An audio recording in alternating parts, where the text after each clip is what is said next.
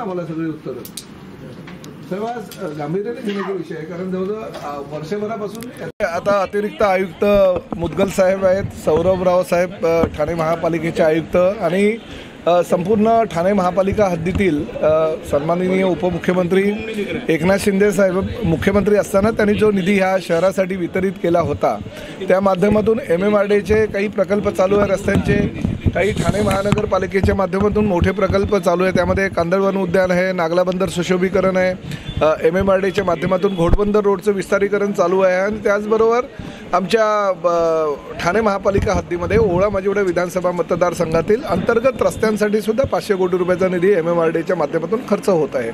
हा सगळ्या आढावा घेण्याकरता आज ही बैठक होती आणि बैठकीमध्ये अतिशय चांगले निर्णय आमच्या आयुक्त सौरभराव यांनी घेतलेले आहेत, जेणेकरून भविष्यामध्ये जी वाहतूक कोंडी ह्या शहरामध्ये प्रामुख्यानं घोडबंदर रोड आणि त्या परिसरामध्ये निर्माण होते तर ती होणार नाही.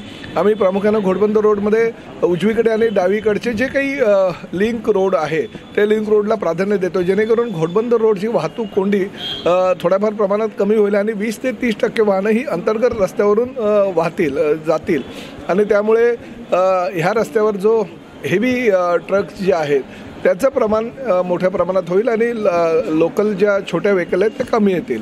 अशा पद्धतीनं रचना करून भविष्यामध्ये पुढल्या पावसाळ्याच्या पूर्वी ही सगळी कामं किमान 5 किलोमीटरचा तरी रस्ता पूर्ण करायचा मानस आहे आणि त्या माध्यमातून बैठका तर सौरभराव आणि मुदगल साहेब घेतच होते, परंतु आज एकनाथ शिंदे साहेबांच्या सांगण्यावरून आज ही बैठक घेण्यात आली आणि विकास कामाला चालना देण्यासाठी करोडो रुपयाचा निधी त्यांच्या कार्यकाळामध्ये जो ठाणे महानगरपालिकेला प्राप्त झालेला आहे आणि MMRDAच्या माध्यमातून जी कामं होत आहेत त्याला गती देण्याचा आमचा प्रयत्न आहे. Town planning sir town planning संदर्भात अनेक हरकती आलेल्या आहेत.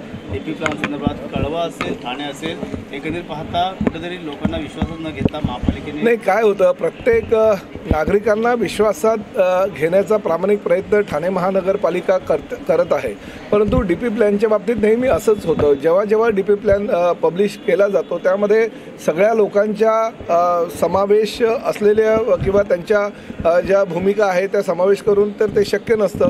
त्यामुळे सजेशन ऑब्जेक्शनसाठी ही वेळ असते. आता सजेशन ऑब्जेक्शन आलेले आहे आणि त्यानंतर त्यावर प्रत्येकाला सुनावणी देण्यात येईल. त्या सुनावणीमध्ये त्याचं जर ऑब्जेक्शन सत्य असेल, त्यामध्ये सत्यता आढळली तर ठाणे महापालिका लेवललाच त्यांना न्याय देण्याचा प्रयत्न होईल. परंतु तरीही जर काही नसेल तर कोकण कमिशनर पुढे पुन्हा आणि त्यानंतर नगरविकास विभागाकडे हा प्लॅन जात असतो आणि त्या माध्यमातून लोकांना त्याही दरम्यान जर आपल्याला काही तक्रारी असतील तर त्या नोंदवता येतात. त्यामुळे DP प्लॅनच्या बाबतीत जर काही तक्रारी असेल तर त्या तक्रारी लेखी स्वरूपात द्यावी. कुठलं तरी फक्त मीडियामध्ये हा DP प्लॅन असा आहे, हे उद्ध्वस्त येणार, ते उद्ध्वस्त होणार, अशा प्रकारचे वल्गना न करता कायदेशीररित्या आपल्याला ज्या आपल्या सूचना आणि हरकती आहेत त्या मांडाव्या असं माझं लोकप्रतिनिधींना सगळ्यांना आवाहन आहे. सर्व्हिस रोड असेल आणि मेट्रो असेल, त्यामुळे मोठा वाहतूक कोंडीचा फटका आणि शहराला बसतोय.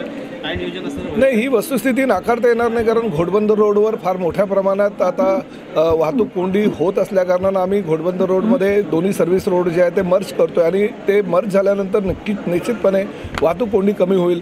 पुढे आता बोरिवली टनल चालू होतं आहे, आमच्या टिकुजीनेवाडी ते बोरिवली टनलचं काम चालू झालेलं आहे. पुढे गायमुख ते फाउंटन हॉटेलपर्यंत आमच्या MMRDAने निविदा प्रक्रिया राबवलेली आहे, तोही टनलचं काम चालू होईल. गायमुखपासून फाउंटन हॉटेलपर्यंतचा जो रस्ता आहे आणि मेट्रो आहे त्याचंही काम लवकरच चालू होईल. त्याचंही मुदगल साहेबांच्या सांगण्यानुसार आम्ही लवकरात लवकर त्याची म्हणजे जे टेंडर प्रक्रिया आहे ती पण चालू करतो आहे. त्यामुळे पुढल्या काही दिवसांमध्ये निश्चितपणे जो वाहतूक कोंडीचा सामना ठाणेकरांना करावा लागतो किंवा इतर जिल्ह्यातील लोकांना करावा लागतो तो करावा लागणार नाही. जागा संपादनामुळे प्रकल्पांना उशीर होतो. काही जागा भूसंपादनाची जी प्रक्रिया असते ती अवघड असते, फक्त महिना-2 महिन्यात ती होत नाही. त्याला त्या प्रक्रियेला किमान 8 ते 9 महिने लागत असतात आणि त्यामुळे थोडीशी दिरंगाई होते. परंतु सौरभराव साहेबांनी अतिशय चांगल्या प्रकारे आमच्या टाउन प्लॅनिंगच्या लोकांना सांगून या संदर्भातला निर्णय लवकरात लवकर घेण्याचं सूचित केलं असल्याकारणाने त्याला चालना मिळेल.